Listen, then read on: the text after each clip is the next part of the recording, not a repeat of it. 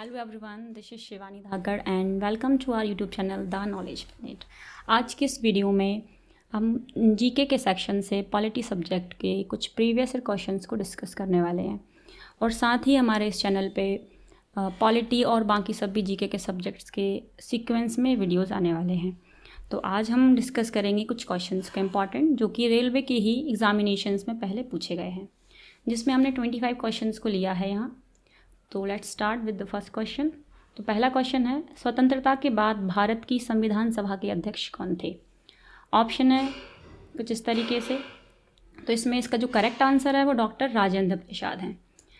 अब बाकी जो ऑप्शंस थे 3 और जो हमारा सही आंसर है, इन सभी के बारे में हम डिस्कस करेंगे कुछ पॉइंट्स को। जैसे कि भारत की संविधान सभा का गठन 9 दिसंबर 1946 को हुआ था। तो सबसे पहले तो इनके अस्थायी अध्यक्ष बनाए गए थे जिनका नाम था डॉक्टर सच्चिदानंद सिन्हा। इसके बाद 11 दिसंबर 1946 में राजेंद्र प्रसाद को स्थायी रूप से इसका अध्यक्ष बनाया गया था और संविधान निर्माण की जो पूरी प्रक्रिया थी उसके दौरान यही इस पद पर रहे थे। फिर संविधान सभा ने 26 नवंबर और 1949 को भारत के संविधान को अंगीकार किया या हम कहें गठन हो गया था। तो 26 जनवरी 1950 को इसको लागू किया था, मतलब 26 नवंबर को बन के तैयार था ये और 26 जनवरी को इसको लागू किया था इस पर्टिकुलर डेट पे। और फिर इसी दिन भारत एक गणराज्य बना और इसीलिए हम गणतंत्र दिवस इसी दिन मनाते हैं। और डॉक्टर राजेंद्र प्रसाद के बारे में बात करें तो ये भारत के पहले राष्ट्रपति भी थे। अब बाकी जो अदर 3 ऑप्शंस हैं जिसमें थे सी राजगोपालाचारी, ये भारत के अंतिम गवर्नर जनरल रहे थे। और आचार्य नरेंद्र देव, ये एक समाजवादी विचारक थे। और सी ऑप्शन पे था डॉक्टर BR अम्बेडकर, तो ये संविधान सभा की प्रारूप समिति के अध्यक्ष रहे थे और पूरी जो संविधान सभा के तो नहीं थे, सिर्फ प्रारूप समिति के थे। अब चलते हैं हम क्वेश्चन नंबर 2 पर। तो भारतीय संविधान में उल्लिखित आपातकालीन प्रावधान किस देश के संविधान से लिए गए हैं?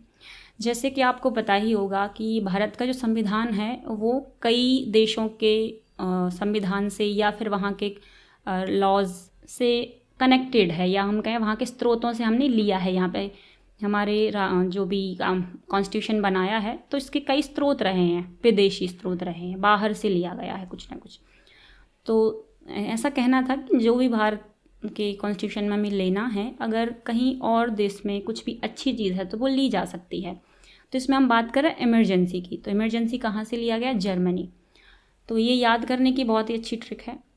इमरजेंसी कहाँ होगी? जहाँ हिटलर होंगे। हिटलर कहाँ थे? जर्मनी में। तो जर्मनी से हम आपातकाल को कनेक्ट कर सकते हैं। बाकी जो 3 ऑप्शन हैं इनको भी डिस्कस करेंगे। तो भारत संविधान में आपातकालीन प्रावधान हैं जो इमरजेंसी प्रोविजंस, ये आर्टिकल 352 से 360 तक चलते हैं और ये इंपॉर्टेंट चीज़ हो जाती है, कभी कभार इसका भी क्वेश्चन बन जाता है। ये जो प्रावधान है हमने जर्मनी से लिए हैं और यहाँ का जो संविधान है उसका नाम है बीमर संविधान या बीमर कॉन्स्टिट्यूशन। और इस कॉन्स्टिट्यूशन का ये आर्टिकल है 48, तो उनके यहाँ का 48 है और हमारे यहाँ का कौन सा है? 350 से 52 से 360। बाकी जो एक और इम्पॉर्टेंट चीज़ कि जो आपातकाल है इंडिया में वो 3 तरीके से लगाए जाते हैं। एक है राष्ट्रीय आपातकाल, नेशनल इमरजेंसी, अगर कोई बाहरी आक्रमण हो जाए या कुछ भी चीज़ तो नेशनल इमरजेंसी हो जाता है। दूसरा है राज्य आपातकाल या राष्ट्रपति शासन। अब जैसे राष्ट्रपति शासन की बात करें तो अगर किसी स्टेट में गवर्नमेंट उलट पलट हो जाती है, या हम कहें कि वहाँ की जो विधानसभा है वो खंडित हो जाती है, या वहाँ के जो CM हैं वो इस्तीफा दे देते हैं और कोई भी स्टेबिलिटी उनकी गवर्नमेंट में नहीं बचती है, तो ऐसे कंडीशन में प्रेसिडेंट रूल उस स्टेट में लगा दिया जाता है। और ये 356 आर्टिकल के तहत ये बात लिखी हुई है। वैसे ही नेशनल इमरजेंसी 352 में थी। एक होता है आर्थिक आपातकाल, मतलब फाइनेंशियल इमरजेंसी, की देश में धन कम हो गया है, उस हिसाब से आर्टिकल 360 में इसको बताया गया है। अभी हम बात करें इंडिया की, तो इंडिया में अभी फरवरी 2025 में मणिपुर राज्य में यही प्रेसिडेंट रूल या हम कहें राज्य आपातकाल लगाया गया है। और ये जो फरवरी 2025 में लगाया है ये 11वां आपातकाल है एक तरीके से, सिर्फ मणिपुर में। हम कह सकते हैं कि इंडिया का वो राज्य जिसमें सबसे ज़्यादा बार इमरजेंसी लगाई गई है। और या इमरजेंसी का मतलब इमरजेंसी तो नहीं बोलेंगे, प्रेसिडेंट रूल कह सकते हैं। तो प्रेसिडेंट रूल सबसे ज़्यादा बार अगर किसी राज्य में लगा है तो वो मणिपुर है। अब बात करते हैं हम आर्थिक आपातकाल की। अच्छा, ये 360 में था। अब जो 3 ऑप्शन और थे, जैसे कि एक यूएसए, एक यूके और एक कनाडा, अब हम देखते हैं कि हमारे इंडियन कॉन्स्टिट्यूशन में इन तीनों देशों से क्या चीज़ ली गई थी, जो भी ठीक रही होगी वो ले ली होगी।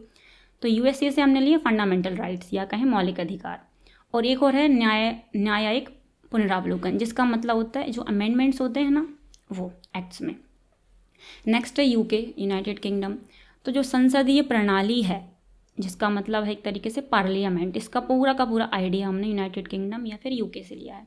नेक्स्ट है कनाडा, तो भारत ने केंद्र राज्य संबंधों की संघीय व्यवस्था का मतलब होता है कि हमारे इंडिया में, इंडिया कंट्री हो गई, तो कंट्री में क्या रहेगा,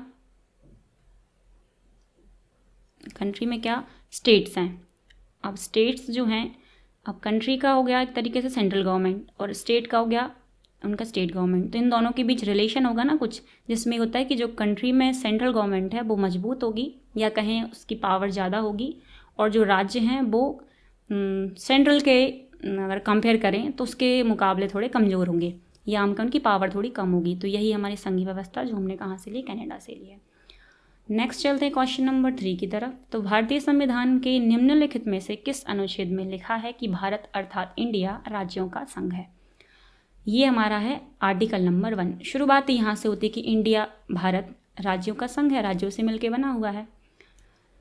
अब आर्टिकल नंबर 1 के तहत एक 1 है और एक 2 है, दोनों में क्या है, पहला है भारत अर्थात इंडिया राज्यों का संघ है, ओके, और इसका मतलब क्या है कि भारत एक संघीय राष्ट्र है, लेकिन इसे राज्यों का स्वैच्छिक संघ मतलब वॉलेंटरी यूनियन ऑफ स्टेट्स नहीं माना जा सकता। और ये जो चीज़ मानी गई है ये कहाँ है,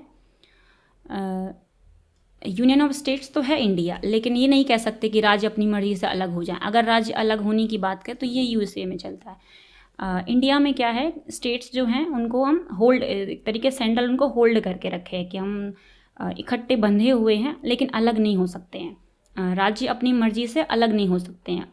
और कमिंग टुगेदर जो है वो यूएसए में चलता है कि वॉलेंटरी जो स्टेट्स हैं वो आके जुड़े हैं, और यूनाइटेड स्टेट्स ऑफ अमेरिका जिसका नाम सुना होगा, और यहाँ पे जो स्टेट्स हैं वो एक तरीके से वॉलेंटियर किया उन्होंने अपनी मर्जी से अलग होना या साथ में रहना। इंडिया में ये चीज़ नहीं है, इंडिया में इकट्ठे तो हैं लेकिन टूट नहीं सकते, अलग नहीं हो सकते। फिर है 1 अनुच्छेद का सेकंड पॉइंट, भारत का राज्य क्षेत्र राज्यों और केंद्र शासित प्रदेशों और किसी अन्य क्षेत्र से मिलकर बनेगा, जिसे भविष्य में शामिल किया जा सकता है कि इन फ्यूचर अगर कोई और भी चीज़ शामिल होना चाहती है, राज्य हो, केंद्र शासित प्रदेश हो, तो शामिल हो सकता है, अलग नहीं हो सकता, शामिल हो सकता है। ऑप्शन नंबर ए, बी, सी ये जो कि गलत आंसर थे, इनमें क्या है इन्हें भी देख लेते हैं। तो आर्टिकल नंबर 4, इसमें नए राज्यों के निर्माण और मौजूदा राज्यों की सीमाओं में परिवर्तन से संबंधित प्रावधान है कि जो नए राज्य हैं बनेंगे या जो पहले से ही राज्य हैं उनकी जो एक तरीके से बाउंड्री होती है उसको किया जा सकता है, मतलब कि उसको हम परिवर्तन कर सकते हैं समय के अनुसार या कहीं डिमांड ज़्यादा बढ़ती है तो।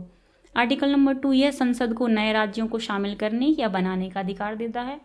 और आर्टिकल नंबर 3 इसमें संसद को किसी भी राज्य की सीमाओं को बदलने का, नाम बदलने का या उसे विभाजित करने की शक्ति इस आर्टिकल से प्रदान होती है। अभी चलते हैं हम क्वेश्चन नंबर 4 की तरफ।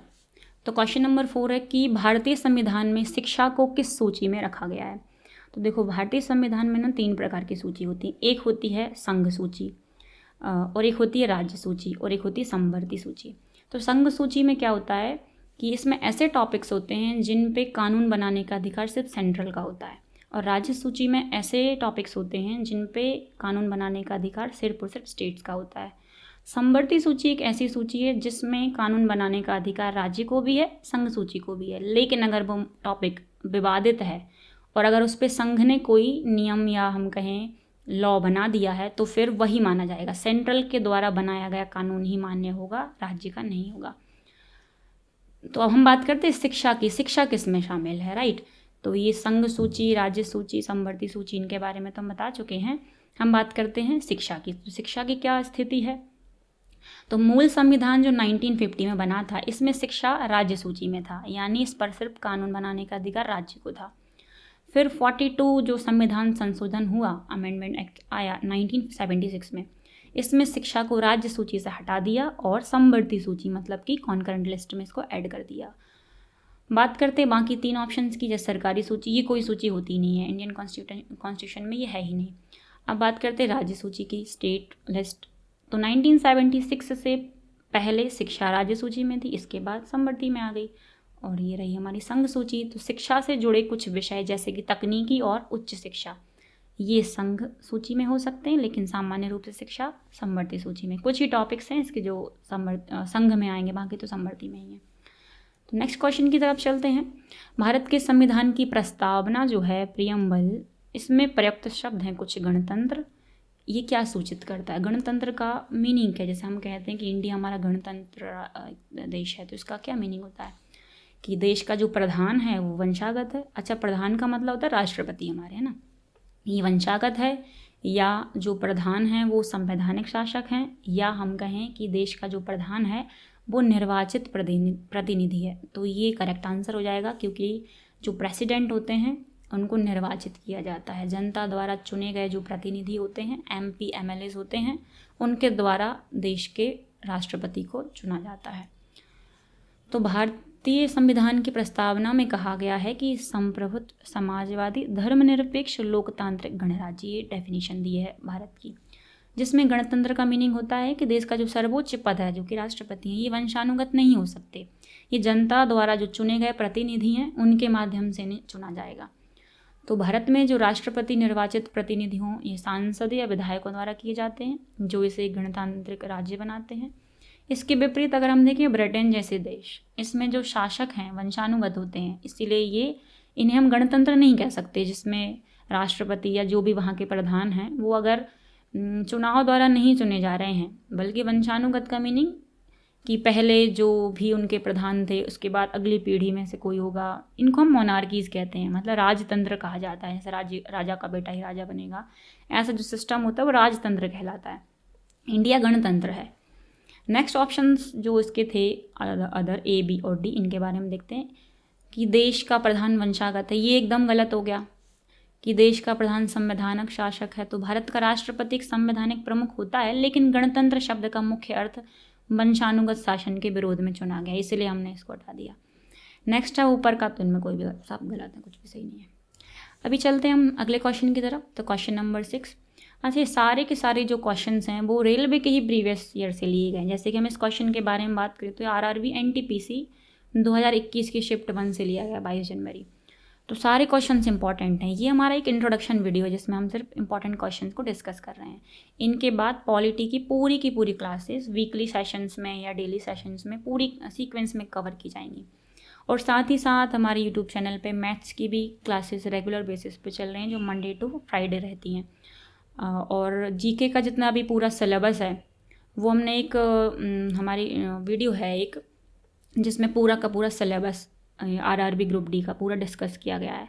आप चाहें तो वीडियो देख सकते हैं, डिस्क्रिप्शन बॉक्स में उसकी लिंक डाल देंगे, और आप आई बटन को भी प्रेस करके उस चीज़ को आपके सामने आ जाएगी, वो आप देख सकते हैं वहाँ से भी। अभी चलते हैं टॉपिक वापस आते हैं। Question number 6। भारतीय संविधान निम्नलिखित में से कौन से मौलिक अधिकार की गारंटी नहीं देता? मौलिक अधिकार 6 होते हैं।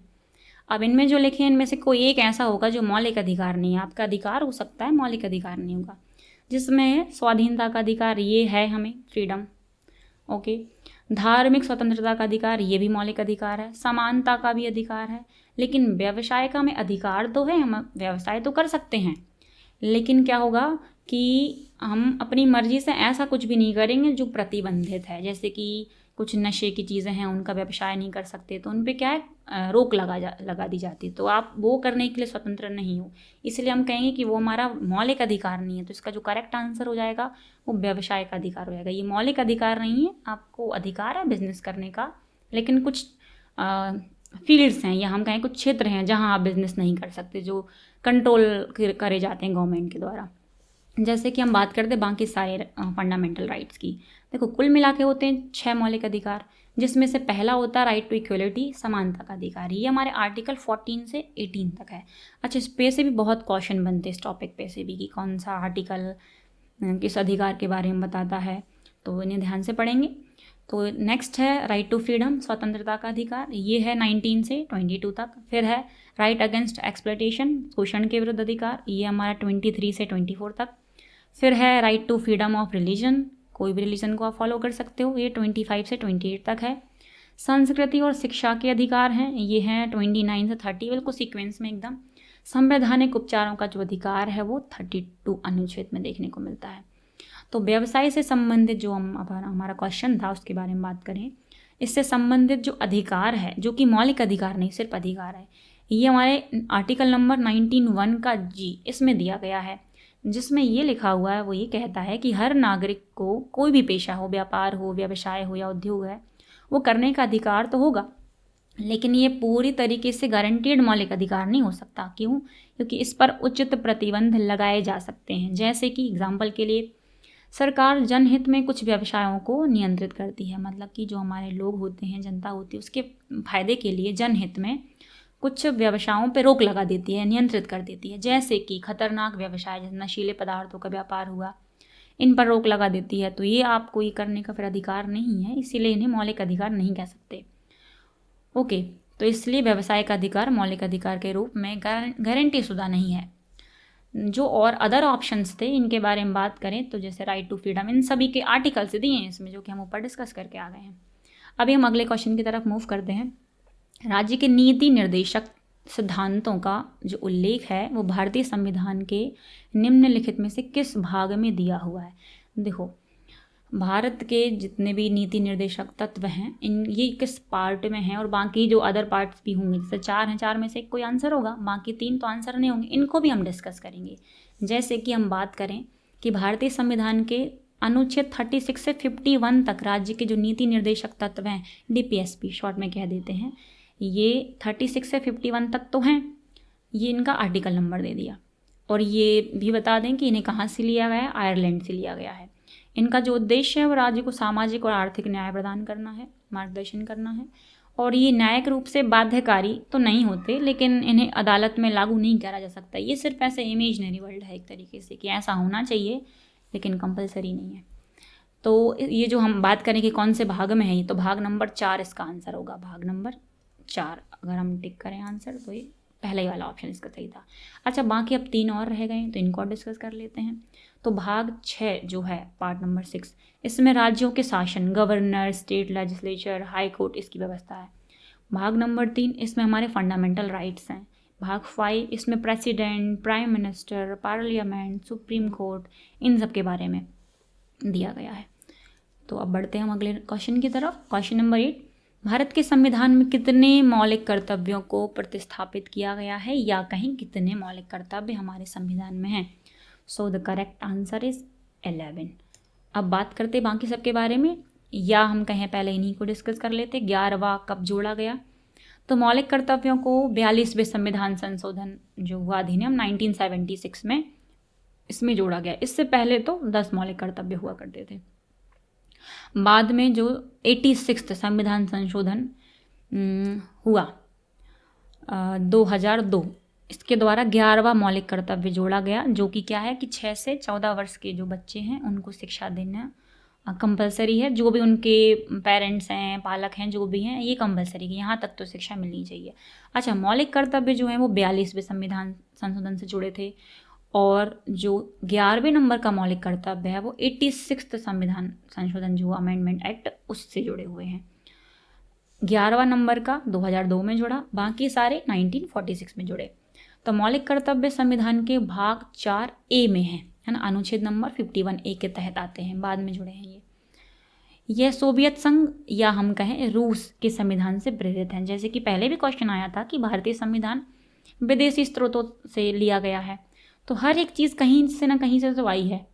जैसे रूस से क्या लिए हमने, मौलिक कर्तव्य लिए, ऐसे फंडामेंटल राइट्स आए थे, और अपना क्या बोलते हैं, इमरजेंसी भी आया था, कहाँ, जर्मनी से। तो ये सब चीज़ें बहुत ज़रूरी हैं, ये सभी हम अपनी रेगुलर क्लासेस में कंटिन्यू करेंगे। बाकी 6, 4, 15 ये तो ऑप्शन है ही नहीं, क्योंकि पहले 10 थे और 15 अभी तक हुए नहीं है। नेक्स्ट क्वेश्चन है, भारतीय संघ की कार्यपालिका का संवैधानिक प्रमुख कौन होता है? कार्यपालिका का संवैधानिक प्रमुख होंगे हमारे राष्ट्रपति जी। नाम मात्र के ही सही, लेकिन यही होते हैं। अच्छा, ये RPF कांस्टेबल 2019 में पूछा गया है, NTPC में पूछा गया 21 में, लेटेस्ट क्वेश्चन है। तो हम बात करते हैं कि भारतीय संविधान के अनुसार कार्यपालिका की पूरी शक्ति राष्ट्रपति में निहित होती है, और ये दिया आर्टिकल नंबर 53 में। राष्ट्रपति भारतीय संघ के प्रमुख हैं, हेड ऑफ द स्टेट हैं। हालांकि व्यवहारिक रूप से अगर देखें तो कार्यपालिका की जो वास्तविक शक्ति है वो तो प्रधानमंत्री, उनकी जो भी मंत्री परिषद है लोकसभा में, जो भी एमपीज या उनके जो भी मंत्री उन्होंने गठित किए हैं, बनाए हैं, उनके हाथों में होती पूरी की पूरी शक्ति, रहती इनके हाथों में। लेकिन फिर भी ऐसा माना जाता है कि कंट्रोल्ड बाय प्रेसिडेंट। लेकिन माना जा रहा है हेड ऑफ द स्टेट कौन है? राष्ट्रपति। लेकिन एक्चुअल में कौन है? प्रधानमंत्री। तो ये अनुच्छेद 74 में लिखा हुआ है। लेकिन राष्ट्रपति संवैधानिक रूप से नाम मात्र के प्रमुख हैं, नाम मात्र के प्रमुख है, काम सारे प्रधानमंत्री और उनकी मंत्रिपरिषद करेगी। अच्छा, इसको एक टर्म है नाम मात्र के प्रमुख के लिए, टिटुलर हेड बोलते हैं इसको। तो राष्ट्रपति, प्रधानमंत्री और मंत्री परिषद की सलाह पर ही कार्य करते हैं, है ना। अभी चलो आगे बढ़ते हैं। नेक्स्ट है, और जो इनके ऑप्शंस थे कि प्रधानमंत्री ये तो नहीं होते हैं प्रमुख, लेकिन प्रधानमंत्री कार्यपालिका का वास्तविक प्रमुख यही है, नाम के राष्ट्रपति थे। थल सेना अध्यक्ष ये केवल सेना का प्रमुख हो सकते हैं, कार्यपालिका के नहीं। लोकसभा अध्यक्ष ये केवल लोकसभा की कार्यवाही का संचालन करते हैं, पूरी कार्यपालिका के प्रमुख ये नहीं होते हैं। अभी बढ़ते हैं हम अगले क्वेश्चन की तरफ, क्वेश्चन नंबर 10। तो भारत के उपराष्ट्रपति को किसके द्वारा निर्वाचित किया जाता है? तो उपराष्ट्रपति को निर्वाचित करने के लिए क्या होगा? संसद के जो दोनों सदन हैं, उनके जो सदस्य हैं, मतलब हम कहें मेंबर ऑफ पार्लियामेंट हैं, एमपीज हैं, उनके द्वारा इलेक्ट किया जाता है इन्हें। बाकी सबके बारे में भी बात कर लेते हैं, है ना। एक मिनट, क्वेश्चन नंबर 10 पे थे अपन, है ना, राइट, उसी का आंसर है। ये शायद पीछे वाली स्लाइड है, यहाँ पे डल गई है, ओके, कोई दिक्कत नहीं। नेक्स्ट क्वेश्चन की तरफ चलते हैं, क्वेश्चन नंबर 11। तो भारतीय नागरिकता प्राप्त करने की शर्तें निर्धारित करने के लिए सक्षम प्राधिकारी कौन है? नागरिकता के बारे में कोई भी चीज़ें, जो भी प्रावधान है, कैसे नागरिकता मिल सकती है, कैसे आप उसके लिए रजिस्ट्रेशन कर सकते हैं, या कैसे कैंसिल की जा सकती है, इस सारे के सारे मुद्दे का अगर हम कहें कि कोई निर्धारित कौन करता है इसकी शर्तें, इन्हें कुछ भी समय समय आने पर क्या होता है, इनमें सुधार किए जाते हैं कुछ ना कुछ। तो ये अधिकार किसके पास है? ये हमारी संसद के पास, लोकसभा, राज्यसभा, बिल पास होते हैं, फिर जाके कोई भी लॉ बन जाता है, पूरा कानून बन जाता है, संसद के पास ये राइट होता है। अभी हम बात करते हैं नागरिकता के बारे में। तो भारतीय नागरिकता प्राप्त करने की शर्तें निर्धारित करने का अधिकार संसद के पास होता है। यह प्रावधान भारतीय संविधान के अनुच्छेद नंबर 11, तो याद रखना कि नागरिकता कहाँ, कौन से आर्टिकल में दिया है? आर्टिकल नंबर 11 में। तो भारतीय नागरिकता से संबंधित संवैधानिक प्रावधान है 5 से 11, आर्टिकल नंबर 5 to 11 भारतीय नागरिकता से संबंधित प्रावधानों को निर्धारित किया गया है। 5 से 11 तक पूरा सिटीजनशिप के बारे में दिया गया है। और अनुच्छेद नंबर 11 संसद को यह शक्ति प्रदान करता है कि वह नागरिकता के अधिग्रहण और समाप्ति से संबंधित कानून बना सके। तो हम कहेंगे नागरिकता कैसे मिलती है, कैसे क्या होता है, ये सब का सब कहाँ दिया? आर्टिकल नंबर 5 से 11 तक में दिया है। और इसमें सुधार करने का जो अधिकार है वो संसद के पास है, और ये दिया हुआ है आर्टिकल नंबर 11 में। संसद ने 1955 में भारतीय नागरिकता अधिनियम, सिटीजनशिप एक्ट 1955 पारित किया, जिसे समय समय पर संशोधित किया जाता रहा है। अच्छा, नागरिकता प्राप्त करने के कुछ तरीके हैं जो कि यहाँ पे मेंशन किए गए। इंडियन सिटीजनशिप लेनी है तो उसके लिए कुछ तरीके हैं जो कि 1955 के तहत बताए गए हैं कि या तो आप भारत के नागरिक हो सकते हैं जन्म से ही, वंशानुगत, आपके पिताजी भारत के नागरिक थे, आप भी होंगे, पंजीकरण, रजिस्ट्रेशन, देशीकरण, और एक है क्षेत्रीय समावेशन, कोई टेरिटरी थी शामिल हो गई है, और एक है देशीकरण। इसका मीनिंग एक तरीके से ये है कि आप किसी और देश के नागरिक थे, अब आप इधर हैं, वहाँ कई सालों से यहाँ रह रहे हैं, वहाँ की आपने नागरिकता छोड़ दी है, क्योंकि दोहरी तो इंडिया में नहीं चलती, अब 2 देशों के नागरिक नहीं रह सकते, वहाँ की छोड़ दिया, न्यूट्रल हो गया आप वहाँ से, है ना। तो एक तो नेचुरलाइजेशन है, देशीकरण, आप इसमें शामिल हैं, देश के वासी हैं आप, ऑब्वियस सी बात है आप यहाँ के नागरिक होंगे।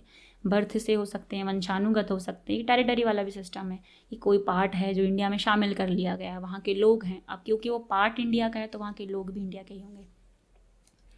नेक्स्ट क्वेश्चन है, भारतीय संसद का उच्च सदन कौन सा है? संसद में लोकसभा, राज्यसभा 2 चीज़ें होती हैं, 2 सदन होते हैं, इनमें से उच्च सदन कौन सा है? तो ये है हमारी राज्यसभा उच्च सदन है, और निम्न कौन सा माना जाता है? लोकसभा। तो उच्च सदन राज्यसभा और निम्न सदन लोकसभा। क्यों? तो इसके 2 रीज़न हैं, है ना। राज्यसभा में एक चीज़ है कि ये कभी क्या नहीं होती, जैसे कि लोकसभा की बात करें तो हर 5 सालों में पूरी की पूरी लोकसभा पूरी चेंज होगी। कैसे?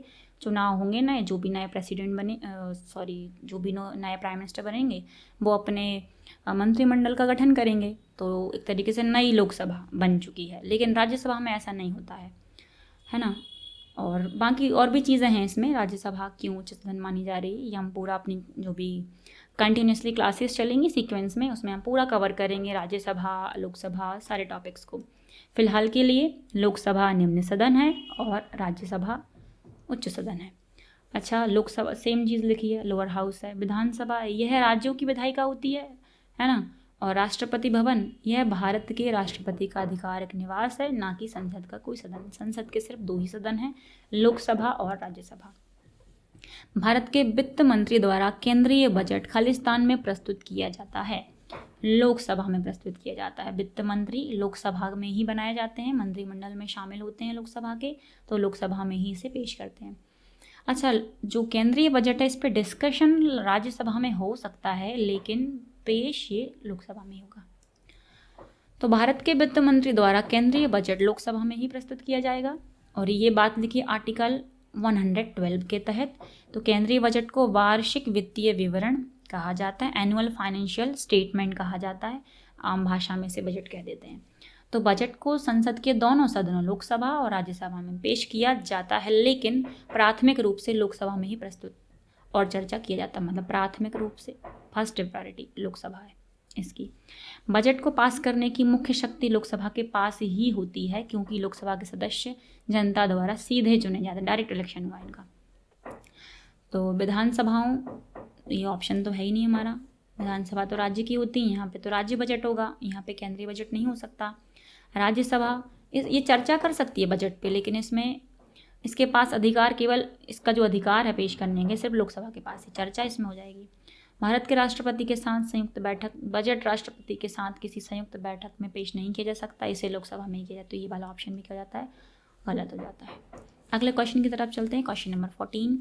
तो निम्नलिखित में से कौन भारत की रक्षा सेवाओं से संबंधित सभी मामलों के लिए संसद के प्रति सीधे जवाबदेह होते हैं?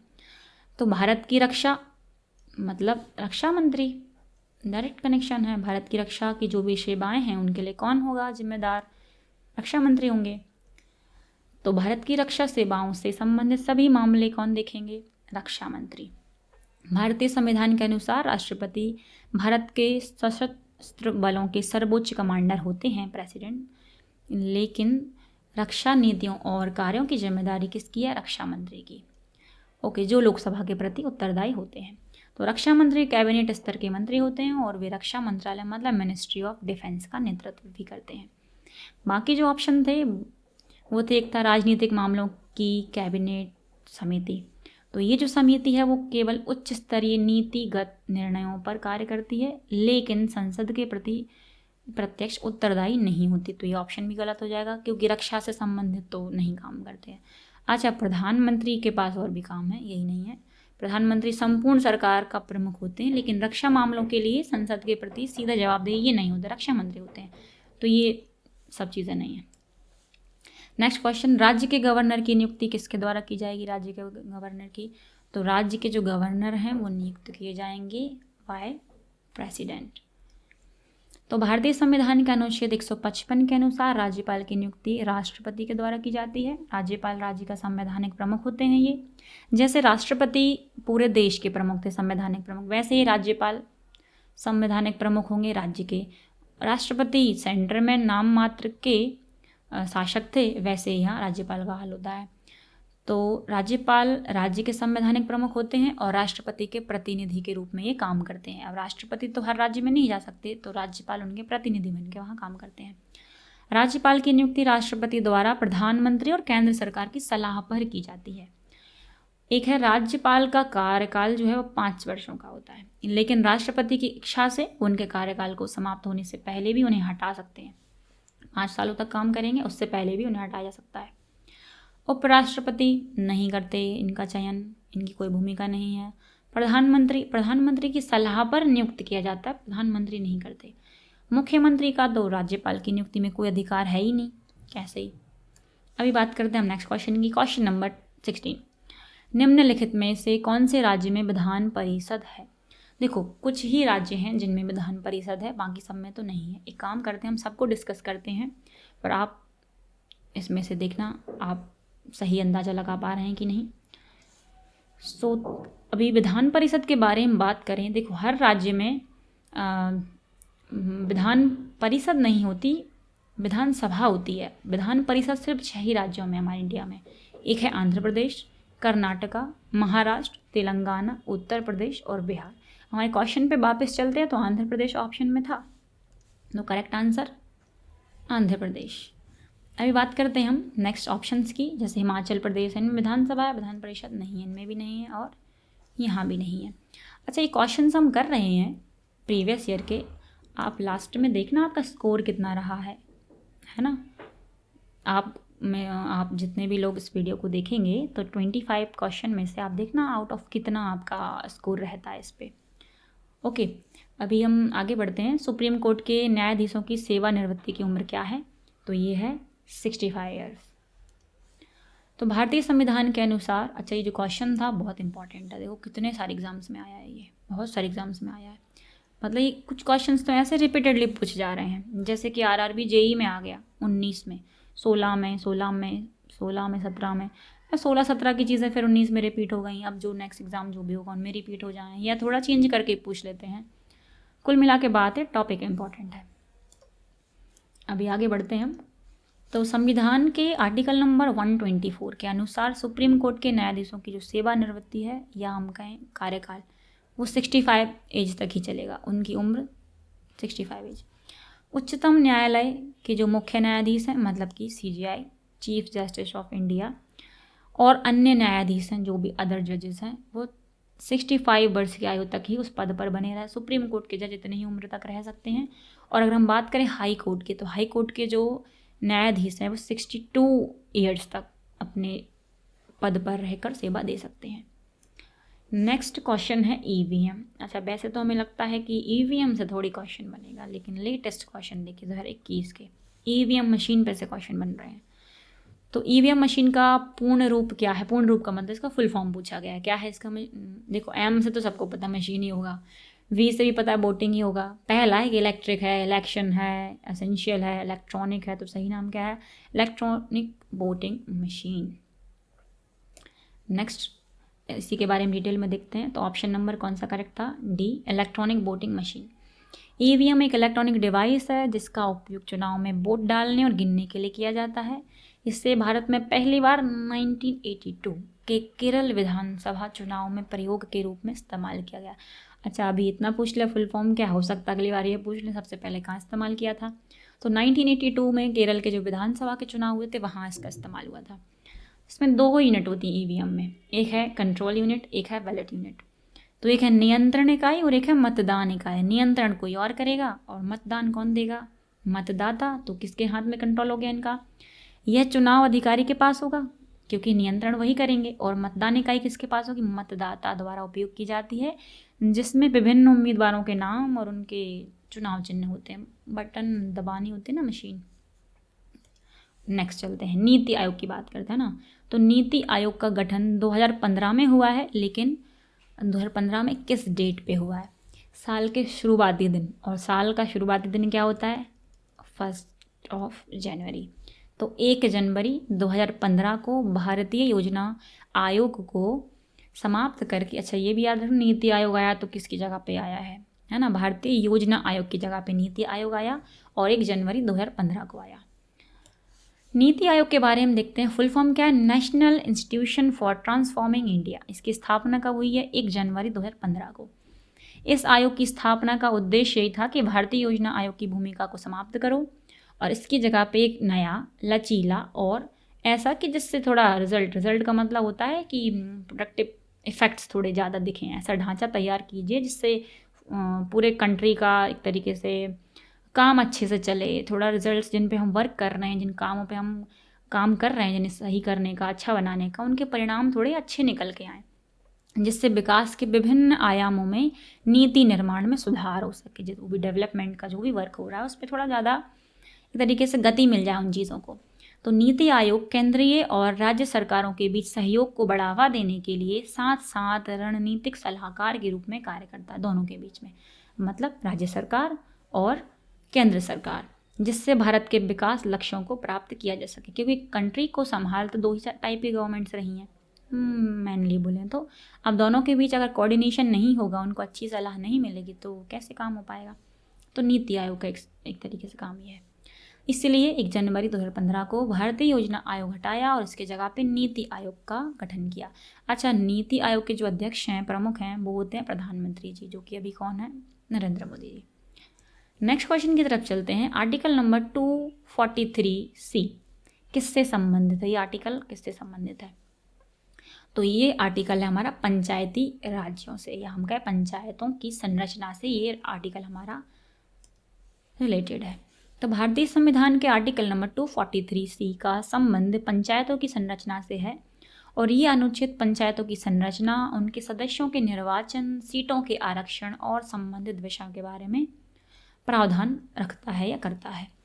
कुल मिला के पंचायत के बारे में सब चीज़ है इसमें, कैसे उसका गठन, क्या क्या चीज़ें इसमें होंगी, संरचना क्या होगी, इसके सदस्यों का निर्वाचन कैसे होगा, सीटों पे आरक्षण कितना % किसको कैसे मिलना चाहिए, ये सब कुछ इसके तहत आते हैं। तो बात करते हैं मुख्य बिंदुओं की। तो पंचायतों की जो संरचना है, राज्य की विधायिका कानून द्वारा पंचायतों की संरचना से संबंधित प्रावधान करेगी। विधायिका, राज्य की विधायिका, जिसमें पंचायतों के स्तर, सीटों की संख्या, उनके वितरण का निर्धारण शामिल है। सीटों का निर्वाचन की बात करते हैं। पंचायत की सभी सीटें प्रत्यक्ष निर्वाचन द्वारा भरी जाएंगी, डायरेक्टली इलेक्टेड लोग होंगे इसमें, जहां प्रत्येक पंचायत क्षेत्र को क्षेत्रीय निर्वाचन क्षेत्रों में विभाजित किया जाएगा ताकि जनसंख्या और सीटों का अनुपात समान रहे। इसीलिए ज़्यादा भीड़भाड़ नहीं होती, 1 2 गाँव, 3 4 5 गाँव, जनसंख्या के अकॉर्डिंग एक समान रूप से संख्या हो सके, एक समान रूप से जनसंख्या और सीटों का एक तरीके से अनुपात मेंटेन हो सके। तो अध्यक्ष का निर्वाचन, पंचायत के अध्यक्ष का निर्वाचन राज्य के कानून द्वारा निर्धारित तरीकों से ही किया जाएगा। ये कुछ इंपॉर्टेंट पॉइंट्स हैं, है ना, 243C के। बाकी जो ऑप्शंस थे उसमें था 6 वर्ष से कम आयु के बच्चों की प्रारंभिक देखभाल और शिक्षा का प्रावधान। तो ये 243C में तो नहीं है, लेकिन ये आर्टिकल नंबर 45 में है, ओके, जो राज्य के नीति निर्देशक तत्वों के अंतर्गत आता है। अभी बात करें ऑप्शन नंबर बी की, तो संघ का नाम और क्षेत्र। अच्छा, ये तो हम फर्स्ट क्वेश्चन में पढ़ के आए, आर्टिकल नंबर 1 में है, तो 243C में नहीं हो सकते। कभी कभी ना क्या होता है, क्वेश्चंस के जो आंसर हमें टिक लगाने होते हैं उनके लिए हमें एलिमिनेशन मेथड यूज़ करनी होती है, जिसमें सही आंसर तक पहुंचने के लिए हमें गलत आंसर्स को बाहर निकालना होता है। जैसे कि अगर आपको पता है कि 6 वर्ष से कम आयु वाले बच्चों का जो भी ये टॉपिक है ये आर्टिकल नंबर 45 में है, तो ये हमारा एलिमिनेट हो जाएगा। और ये तो अभी पढ़ के आए हैं कि आर्टिकल नंबर, तो सीधी बात है कि आर्टिकल नंबर 1 में क्या होगा, राज्य बनेंगे, देश के बारे में यही बातें होंगी, पंचायती राज तो बहुत बाद में आएगा। अगला था प्राण और दैहिक स्वतंत्रता का जो संरक्षण है, यह 21 में है। अगर आपको 3 मालूम है तो आप अपने आप पता कर सकते हैं कि 243 किससे संबंधित है। नेक्स्ट क्वेश्चन है क्वेश्चन नंबर 21। तो भारत में आपातकाल की घोषणा करने का अधिकार किसके पास होता है? तो आपातकाल या इमरजेंसी से एक क्वेश्चन हमने अभी किया है, जो कि था कि आपातकाल का जो प्रावधान है वो कहाँ से लिया गया है। तो बताइए आप हमें कमेंट सेक्शन में कि उस देश का नाम क्या है ना, थोड़ा रिवीजन हो जाएगा इससे। तो अभी हम बात करते हैं कि शक्ति किसके पास होती है इसकी घोषणा करने की। तो शक्ति होती है राष्ट्रपति के पास। राष्ट्रपति ही भारत में जो आपातकाल है उसका अनाउंसमेंट कर सकते हैं। अभी बात करते हैं किस टाइप के, कितने टाइप के आपातकाल होते हैं। वैसे तो हम ये अभी अपने वीडियो में आगे डिस्कस करके आ गए हैं, लेकिन अगेन देख लेते हैं इन्हें। पहला था नेशनल इमरजेंसी, 352 में है, जब देश की सुरक्षा को बाहरी आक्रमण या आंतरिक अशांति से खतरा हो, इंटरनल हो चाहे एक्सटर्नल हो, लेकिन खतरा है, शांति भंग हो रही है, तो लग जाएगा। राष्ट्रपति से लागू कर सकते हैं, और लेकिन इसके लिए मंत्री परिषद की सिफारिश आवश्यक होती है ना, मंत्री परिषद कहें कि ऐसा करो, मतलब गुजारिश तो कर ही सकते हैं। नेक्स्ट था राज्य आपातकाल, जो इसके बारे में बताया था, मणिपुर में भी लगा हुआ है ये, प्रेसिडेंट रूल जिसे कहते हैं। अगर हम बात करें प्रेसिडेंट रूल की, तो मणिपुर में ना ये 11वीं बार लगा है, सबसे ज़्यादा बार मणिपुर में लगा है।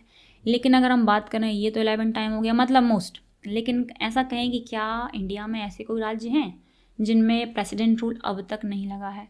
तो जी हाँ, ऐसी 2 ही स्टेट्स हैं। पहली है छत्तीसगढ़ और एक है हमारा तेलंगाना। ये दोनों ही स्टेट्स ऐसी हैं जिनमें प्रेसिडेंट रूल अभी तक नहीं लगाया गया है, जो कि अच्छी बात है ना।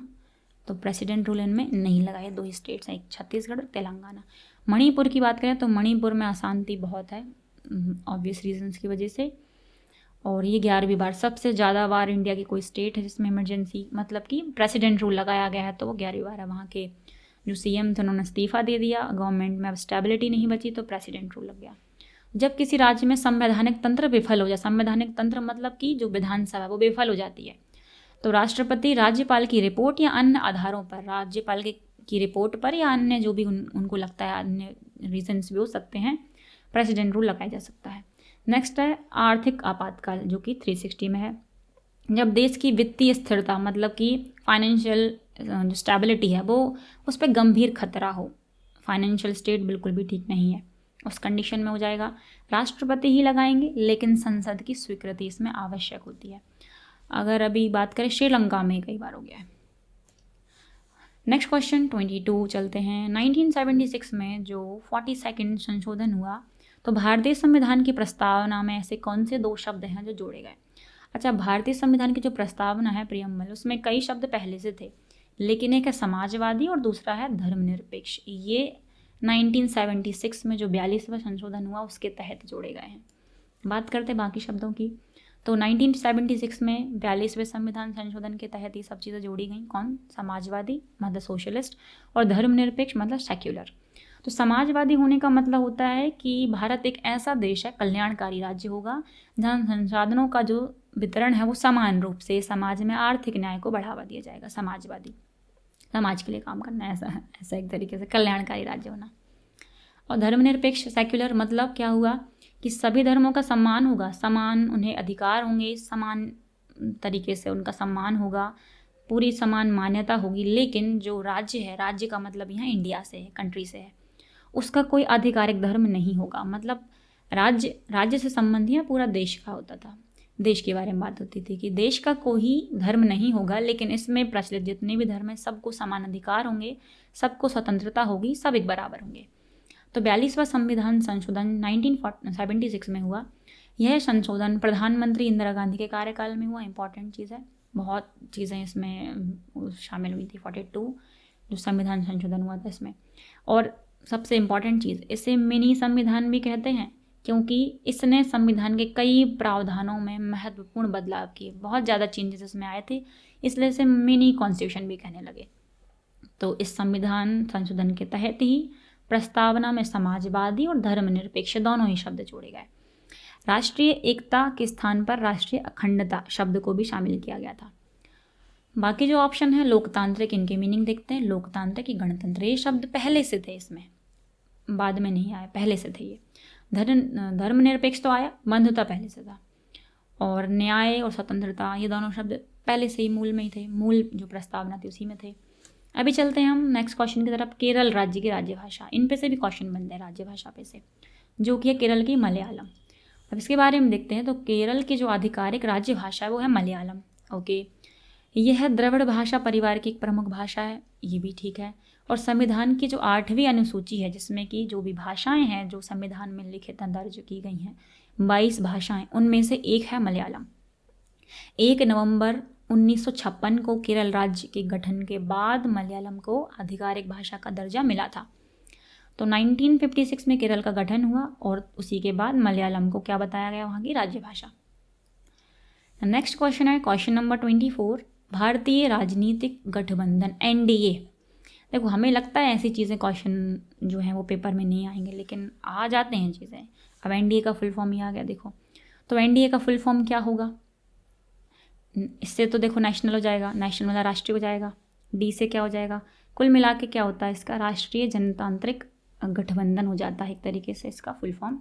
बीजेपी मेन तरीके से इसका लीड करती है, या कहें इसका राजनीतिक तरीके से गठबंधन है, इसका नेतृत्व बीजेपी के द्वारा किया जाता है। तो एनडीए का नेशनल डेमोक्रेटिक अलायंस है, और इसका जो हिंदी रूपांतरण है जो कि हमारे ऑप्शंस में लिखा हुआ था, राष्ट्रीय जनतांत्रिक गठबंधन। इंग्लिश थोड़ा इजी होता है, इंग्लिश पे करके देखा करो, जब भी ऑप्शंस हिंदी में अटैम्प्ट करो तो इंग्लिश स्विच कर लिया, फुल फॉर्म थोड़े इजीली मिल जाते हैं इससे। तो बीजेपी के बारे में बता ही दिया, ये नेतृत्व करती है इसका। 1998 में ये गठित हुई थी और यह गठबंधन केंद्र और विभिन्न राज्यों में सरकार बनाने के लिए विभिन्न दलों को एक साथ लाता है। कई राज्यों में इसकी सरकार है। अभी इंडिया में जो अपनी गवर्नमेंट, सेंट्रल गवर्नमेंट है, वो भी एनडीए की ही है। तो एनडीए का जो प्रमुख उद्देश्य है वो लोकतांत्रिक मूल्यों और राष्ट्रीय विकास को बढ़ावा देना है। बाकी जो ऑप्शंस थे वो उनकी मीनिंग करेक्ट नहीं है। ओके, तो चलिए अगले क्वेश्चन, ये हमारा लास्ट क्वेश्चन होने वाला है थोड़ा। इसके बाद अपना जो भी स्कोर रहा बताना, 25 में से आप कितना सही कर पाए, कितना रह गया, कहाँ हमें वर्क करने की ज़रूरत है। ओके, सो भारत का राष्ट्रीय वृक्ष कौन सा है? सभी को पता होगा, बरगद। लेकिन बाकी और क्या हमारे नेशनल चीज़ें हैं, इनके बारे में पढ़ लेते हैं। तो भारत का जो राष्ट्रीय वृक्ष है वो है बरगद, बनियन ट्री। अच्छा, बनियन ट्री का ना एक वैज्ञानिक नाम भी है, फिकस बेंगालेंसिस, ये इसका साइंटिफिक नेम हो जाता है। लेनेसिस बोल देते हैं इसको, बेंगालेंसिस, फिकस बेंगालेंसिस। बरगद का जो वृक्ष है वो दीर्घायु, विशालता और स्थायित्व का प्रतीक है। ठीक है, इसकी हवाई जड़ें हैं, विस्तृत छत्र इससे अद्वितीय बनाते हैं। ये इसी के बारे में है। और जो भारतीय संस्कृति और पौराणिक कथाएं हैं, इनके अनुसार तो इसमें इसका बहुत महत्वपूर्ण स्थान है। इसको अक्षय वट भी कहा जाता है। बाकी और चीज़ों की बात करें तो जैसे नेशनल एम्बलम की बात करें या हम करें नेशनल सॉन्ग क्या है, नेशनल वर्ड क्या है, ये चीज़ें भी इंपॉर्टेंट होती हैं। ओके, तो ये सब हम अपनी क्लासेस में डिस्कस करेंगे। तो इसी चैनल पे हमारी वीकली या फिर यूँ कहें कि वीक में 2 बार 3 बार सीक्वेंस वाइज पॉलिटी स्टार्ट करेंगे। इसके बाद जो जीके के और अदर सब्जेक्ट्स रह जाते हैं, वो जो भी इनका सिलेबस है वो हमने अपनी सिलेबस की जो पूरी वीडियो है उसमें डिस्कस कर रखा है। इसकी डिस्क्रिप्शन बॉक्स में लिंक भी होगी और आई बटन पे क्लिक करके भी आप इसको चेकआउट कर सकते हैं। और मैथ्स की जो क्लासेस हैं वो रेगुलर चली रही हैं। Okay, so thank you very much for the video.